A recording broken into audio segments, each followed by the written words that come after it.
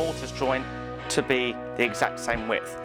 To get the strongest bridle joint, you want to divide the thickness of the board by 3.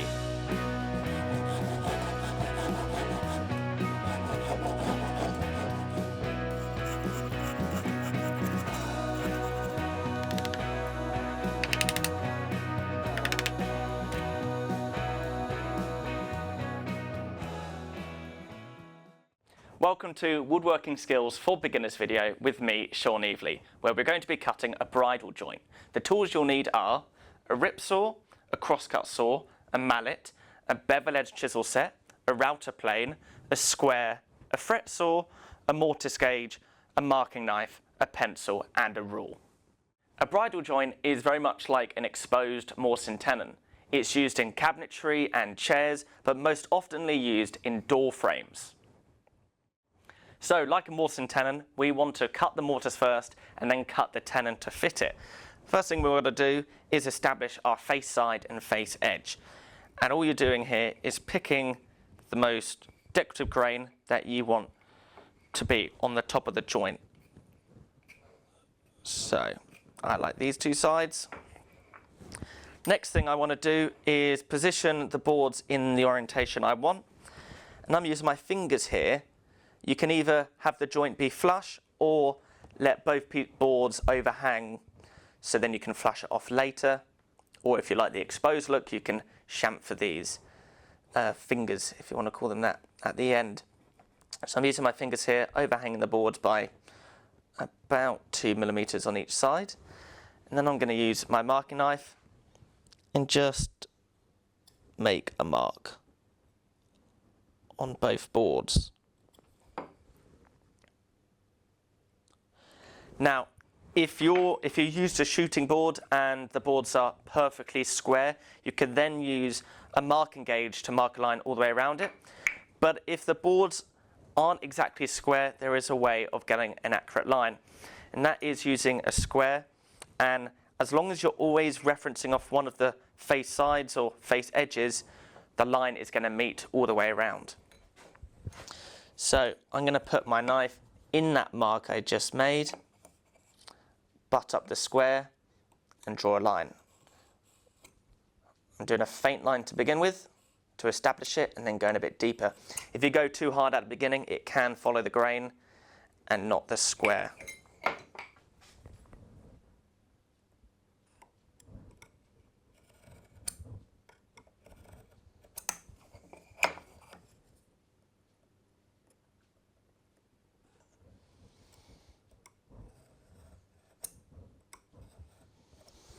And now I'm going to turn the board over to make sure I'm referencing off the face side. Put the marking knife in that mark, butt up the square, and connect the two lines. So now I've got a very accurate shoulder on this board, and I'm going to do the exact same on the other one.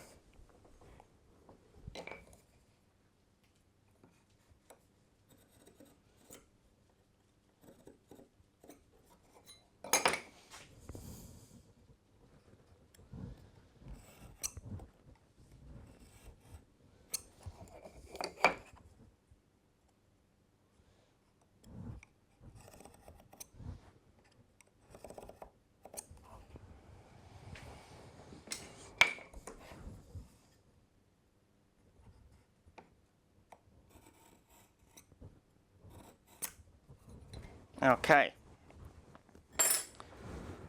so now we've got that established, I'm going to use a mortise gauge to mark the thickness of the fingers. I've already preset this mortise gauge. You want the tenon and the walls of the mortise joint to be the exact same width. To get the strongest bridle joint, you want to divide the thickness of the board by 3. So then all 3 pieces are the exact same thickness. So, making sure that I reference off the face side, I'm going to draw a line on all the way around this component. I'm not going to engage both wheels at the same time because that's a lot harder and you're more likely to get an inaccurate reading. So I'm going to just focus on one wheel.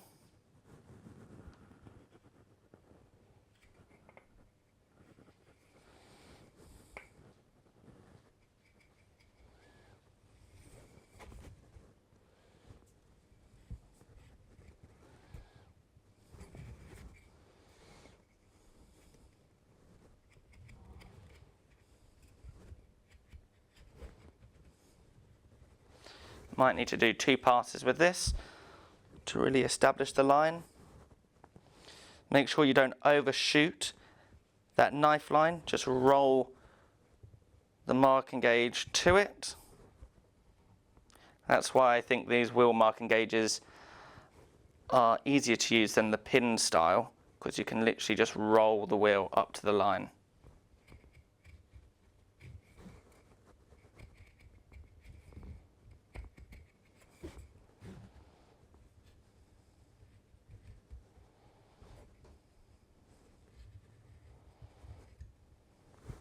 So now I've divided this piece into 3 sections. I'm going to mark the waist. This piece will be the mortar side, so I want to remove this waist in the middle. Now I'm going to do the same on this board.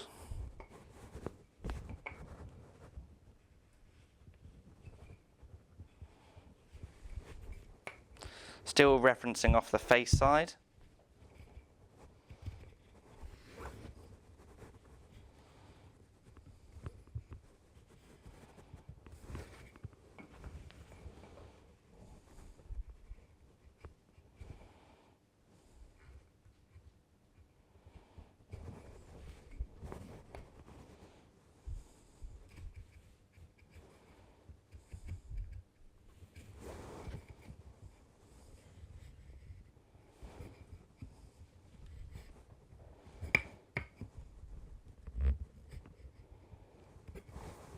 Okay, and on this tenon piece, I want to remove these outside walls.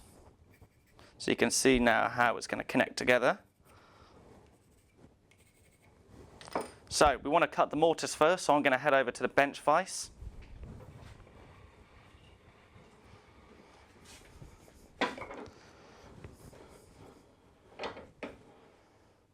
And if you're comfortable, you can cut on the line, and this sometimes is necessary if your material stock is very thin that you won't be able to get a chisel into to clean those internal walls. You may have to cut straight onto that line. But because I've got enough material here to fit a chisel in, I'm going to cut slightly off the line so that I can accurately pare back to it.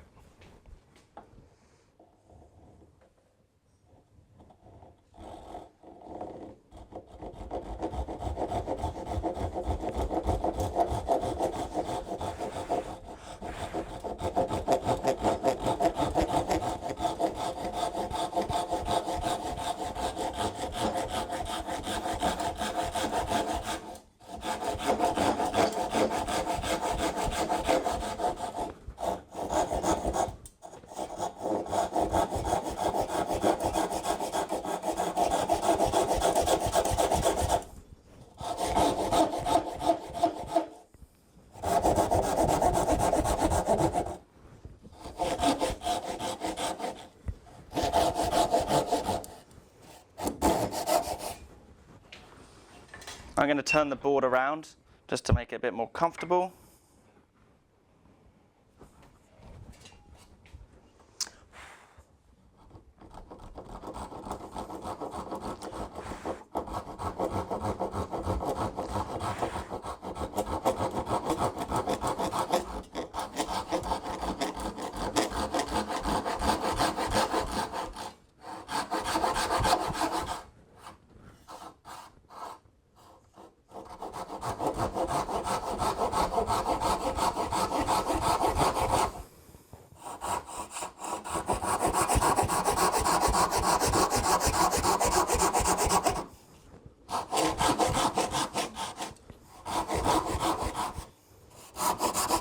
And you can see I've gone way off that line, and that's why it's a good idea to cut off it and then pare back with the chisel.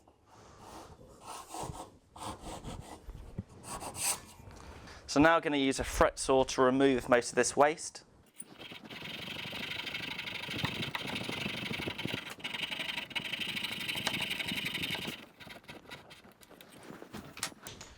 Okay, so now what I'm going to do, so I'm going to clamp this to the workbench, use some chisels and clean these walls back to that marking gauge line.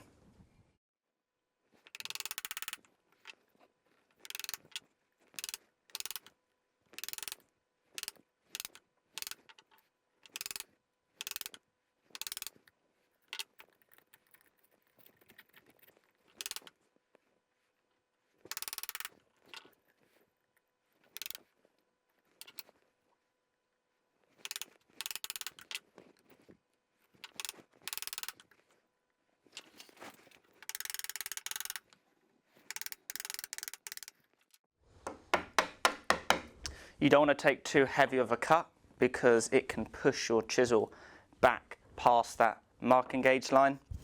So you want to really nibble it away slowly, and eventually, when you can't halve the material again, put your largest chisel in that marking gauge line and pare down.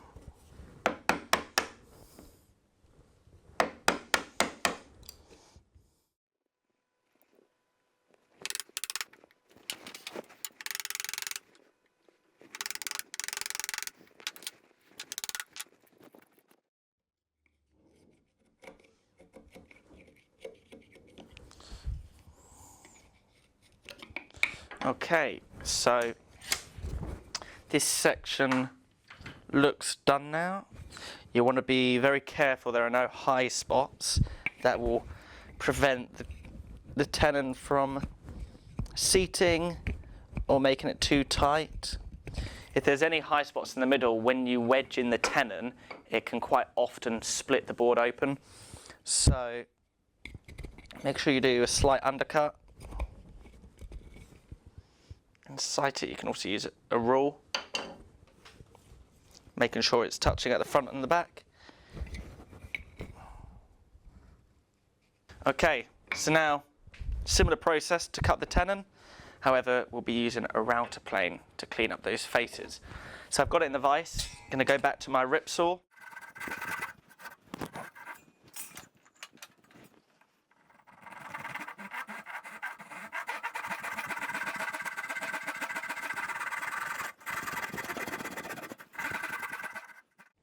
Now, if you don't have a crosscut saw, you can use your rip saw for this crosscut. But since I have a crosscut saw, I'm going to use that. Again, I'm going to go 1 millimeter off this line.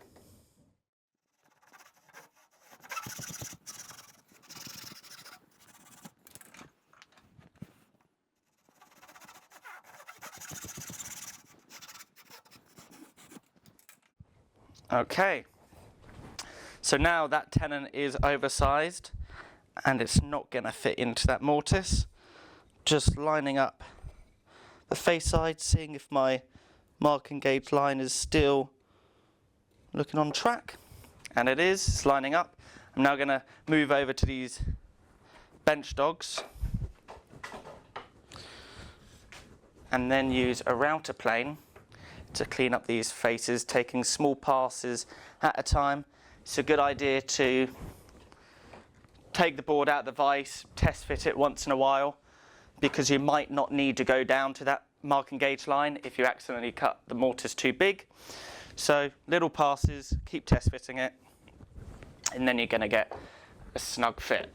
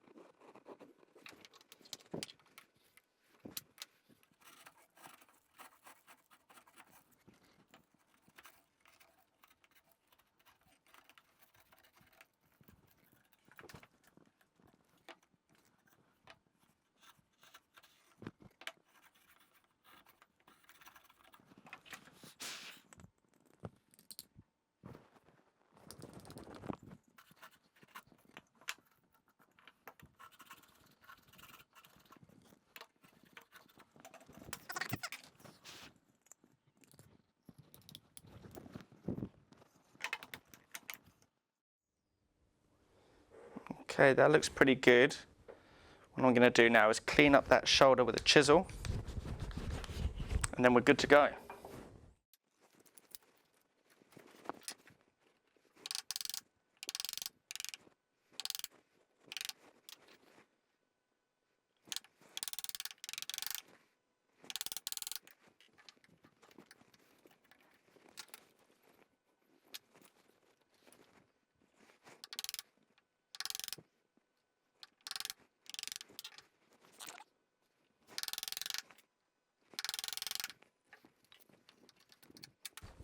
Okay, I'm going to go over to the bench vise just to add a slight undercut.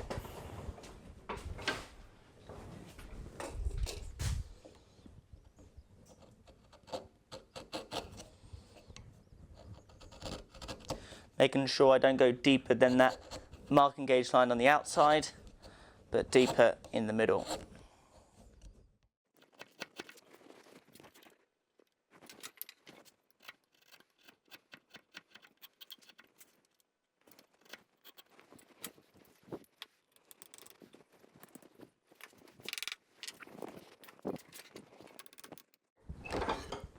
Okay, so that joint fits together very nicely. What I'm going to do is take it apart now, add some glue, and that is the joint done. So, like always, I'm going to add glue to all the faces. This is a quite tight fitting joint. Sometimes you can find glue can lubricate the joint and allow you to put it together quickly. However, if you leave it too long, the glue does start to set and then it can make it harder. So you want to act quickly to make sure the joint goes in as smooth as possible.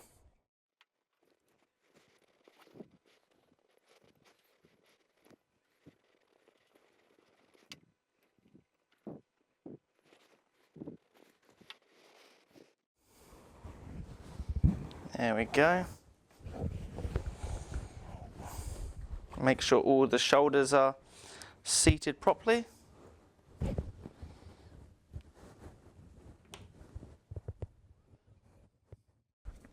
So I'm going to leave this to set overnight and then we'll see what it looks like in the morning.